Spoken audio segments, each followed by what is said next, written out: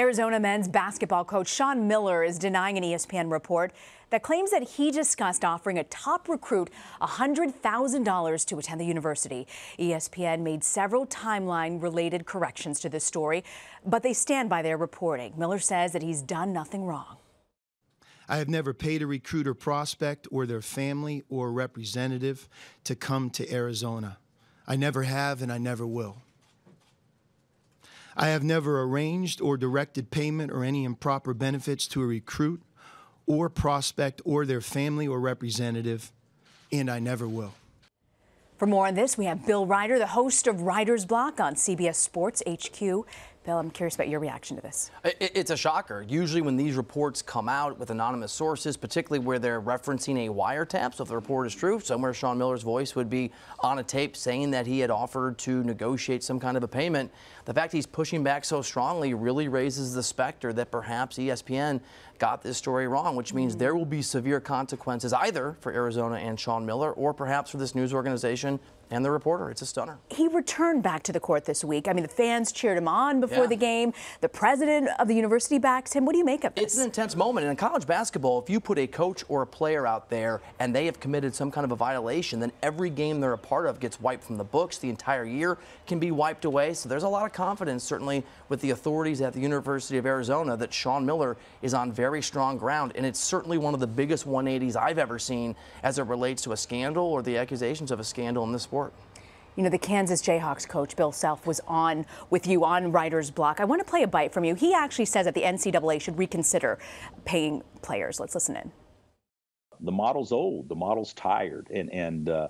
I do think there's going to be some significant changes. And I think the biggest thing that you need to do before you tweak anything is get to the real core of the situation and define what amateurism is and define how you can allow yourself to still compete in collegiate athletics if in fact other things were done differently than the way they've always been. Significant changes, Bill. Do you see people coming around this? Absolutely. The fact that Bill Self, who is a major player in the sport, one of the most important, influential coaches in the country, is saying this, is saying it on the record, is saying it on CBS Sports HQ, it means we've seen a sea change in the direction of amateurism. The NCAA is going to fight it. They're putting their foot down. But when Bill Self and, frankly, LeBron James and John Calipari are coming out and saying it's time for a change, change is on the horizon. So you really see it coming. Who knows if it's 6 months or if it's 6 years, but I do think we've hit a tipping point where when coaches like Bill Self feel comfortable saying the model is tired, the model is old, that's a shot across the bow of how the system is run now.